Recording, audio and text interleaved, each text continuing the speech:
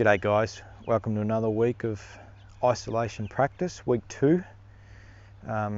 Firstly, thanks for last week's comments and feedback on the video. It was great to see a few people out there practicing. I'm going to demonstrate with this little practice rod today, just so hopefully you can see some shapes in that a bit better. Everything I'm doing with this can certainly be done with the normal rod, and I'll show you that later. What I want to talk about this week is casting in a horizontal plane. All right, so last week we did offside casting in a vertical plane. All right, this week we want to do some horizontal casting. So we're bringing that plane down to closer to the ground. All right, so it looks a bit like this. All right, so I've got that rod on a horizontal plane and my loop is in that same plane. All right, so it's pretty much a straight line. All right, why do we want to learn this cast? Well, one reason is, again, wind. All right, so if I've got a slight breeze on my right side, on my on side, and I make this vertical type cast that we make, that line is traveling past me fairly close. All right, if I move that rod tip down from here, it's further away from me, and that loop's further away from me. So for me, it's a safer cast. Now the rod tip is still in danger, so don't push that too much with a fairly strong wind. You don't want to be making that cast. All right, we want to be able to make this cast on both sides of our body, the same as our vertical cast. Okay. So another really good reason to make this cast is to get under obstacles like this tree. Okay. So I can make this cast here and present under that tree. If I make my overhead cast, I'm probably going to get snagged up, right? So I can get this cast down low under some obstacles, all right? Another thing is it can change the way we present the fly, all right? By changing planes, it gives us different angles we can play with. So I can cast from here all the way through to here.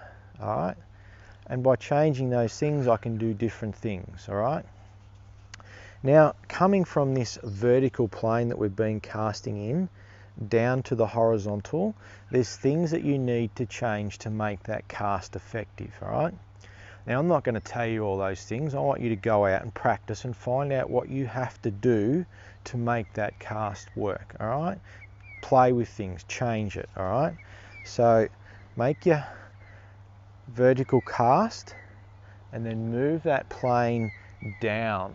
All right, so if I'm thinking of a clock, here's 12 o'clock straight up and down. I'll normally cast, say, 1 o'clock. I can come down to 2 o'clock, down to 3 o'clock. All right, and all the way down the other side as well.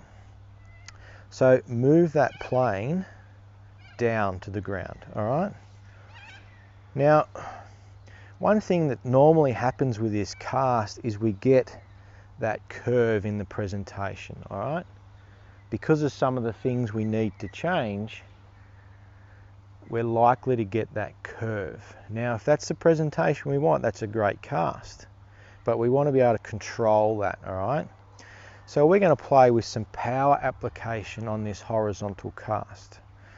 So this cast has gone past straight, so the loop's unrolled past straight and gone around into a curve, all right? That's an overpowered curve cast, so I can curve that to the left. The other way is an underpowered curve cast that hasn't come to straight, all right? So it's landed before it's straightened. Underpowered. Hasn't got enough power to straighten. If I apply the perfect amount of power for this line, I should be able to get a fairly straight cast. Now, that's probably one of the hardest things to do on the horizontal cast, getting that application of power perfect, all right? Most times, you're going to get that overpowered curve around to the left, all right? So play with your power applications and see what presentations you can get. If you really want that straight presentation, a trick that you can do for the more advanced casters is turn your loop from a horizontal loop into a vertical loop. All right, so I'm still going to cast with a horizontal rod, but I'm going to make my loop more vertical. All right, and the way we do that, here I've got my horizontal loop, and at the end I twist down and turn that loop vertical. All right, so a side-on view here, horizontal cast, and at the end I'm going to twist down, turn that loop onto the vertical.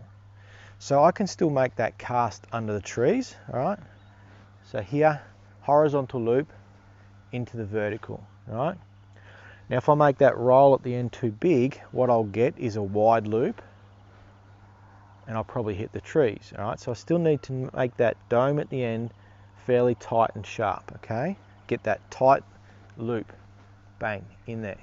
All right, I'll show you with the normal rod, and watch the reel.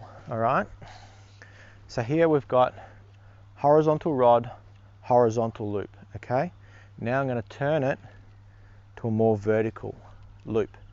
So the reel comes through on this plane and then rotates down at the end. All right, and it's an easier way to get that straight presentation. So here, horizontal, overpowered curve cast, curves around past straight. Okay, underpowered curve cast, doesn't straighten out. All right, doesn't go to straight. Okay, and we can use these presentations in a lot of different spots. All right, they're really cool to be able to control that. All right, so you're playing with your application of power. So beginners, learn to get that cast from the vertical down the horizontal. Play with both sides of your body. All right, more advanced guys, play with the application of power. See what sort of presentations you get. All right, and then the last thing is try to play with your rod plane and loop plane. All right, so keeping that line in plane with your rod, so your loops are in the same plane, and then making a horizontal rod plane with a vertical loop, or a vertical rod plane with a horizontal loop. All right, so I can make horizontal loops here by twisting my wrist and reel. All right, another really cool way to make different curve cast presentations. All right, lots and lots of stuff to play with there for the week. Okay, send me your questions, send me your videos, talk to me, let me know how you get on, tell me what you find, and I'll see you again next week. Thanks guys.